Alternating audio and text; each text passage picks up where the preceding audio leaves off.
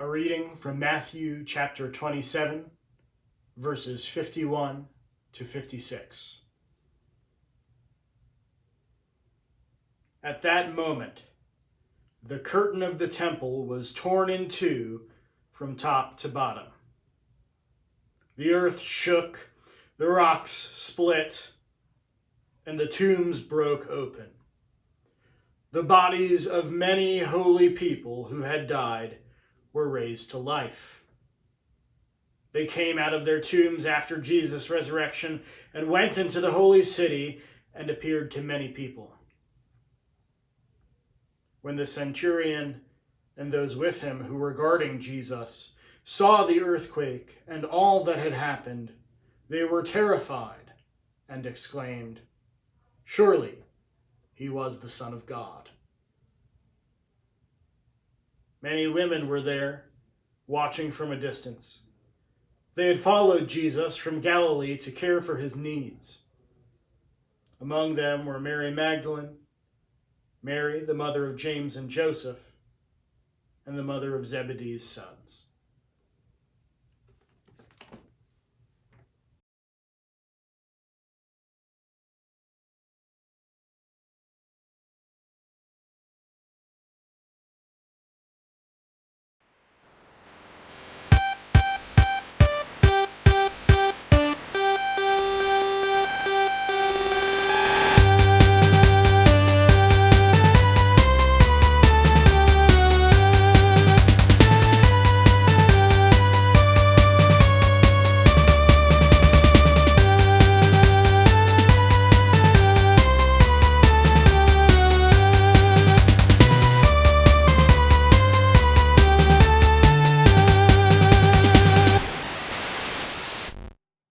Morning and welcome to another edition of Matt, and the Rosedale Roustabouts.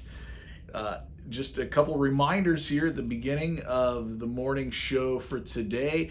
First of all, welcome back. Today is the first day of class following spring break. I don't know what all you guys did this last week.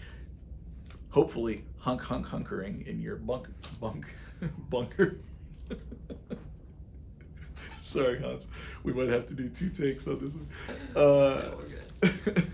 In your bunkerings.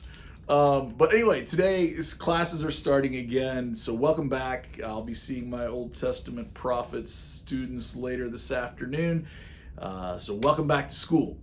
But got a few dad jokes here for you at the beginning before we move on to our isolation report for the day.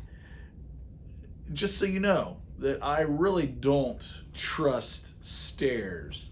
It just seems like they're always up to something.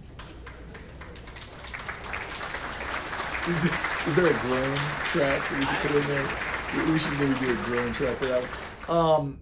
Why couldn't the bicycle stand up, you may ask? Well, it was too tired. That one gets a lot.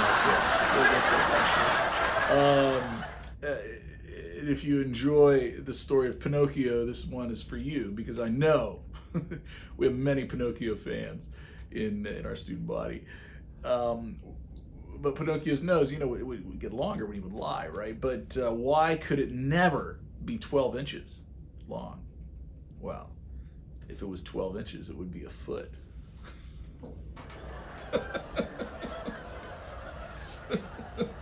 And with that, we're going to kick it to Andrew for his isolation report. Andrew, what are you up to these days?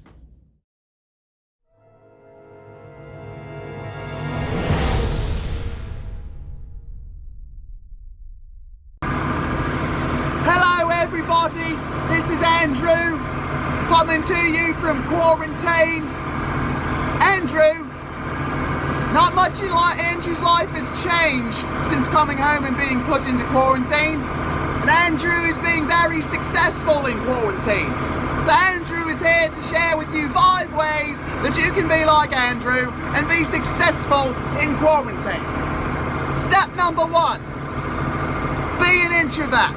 If you are an introvert, you don't have to worry about not being around people. So if you are an extrovert and you've ever considered converting to introvertism, now is a good time. You don't have to be around people, you can be rejuvenated and continue to have a grand old time while you're all by yourself. Step number 2, become a farmer. If you become a farmer, you can continue to work and your trade continues to be productive. The weeds do not seem to care about the coronavirus, and so you don't either. You can come out into the field or the barn, and you don't have to be around people, but you can still get work done. Step number 3, be a homeschooler. If you are a homeschooler, you can continue to grow in the wilds of the world, and at the same time, be all by yourself. Now, as many of you have experienced, isolation can be very isolating. So step number 4 is to say good morning to everybody that you see. Because you can say good morning from an awful long ways off, like that man way over there. I can just be like, good morning, sir, and I don't have to worry about getting the coronavirus. And if you're out there, Waggler, Loretta that is, good morning to you, and I hope you have an amazing day. Step number 5, go barefoot all the time. It is 100% proven that if you go barefoot, you will not get the coronavirus. I go barefoot, and I do not have the coronavirus, thus it is 100% guaranteed. I really miss you guys. I hope you all have a fabulous day. Follow the steps. As many people say, stay safe and stay healthy, but as I've just proven, you don't have to worry about being healthy if you go barefoot. So all of you, I miss you all. Stay safe and go barefoot.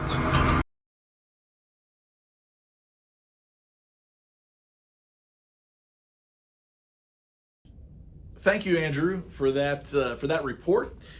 A couple of announcements here at the end of the show. One of the announcements is just simply concerning scripture readings.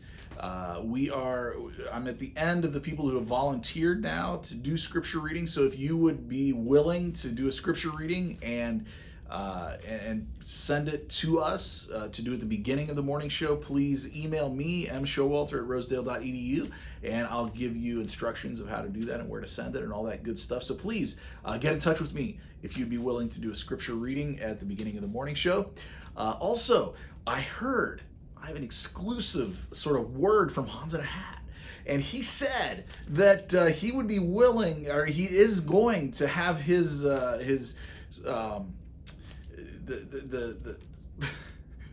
epic conclusion. Epic.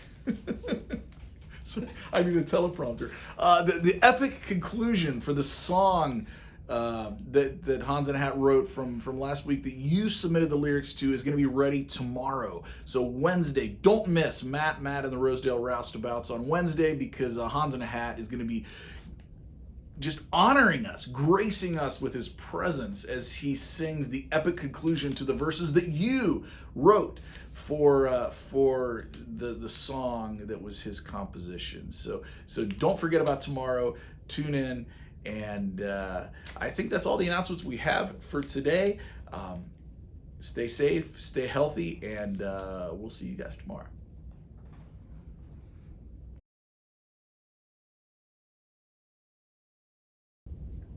I missed the ending dad joke. I'm so sorry, but this is so good. It's got to. I just got to share it with you.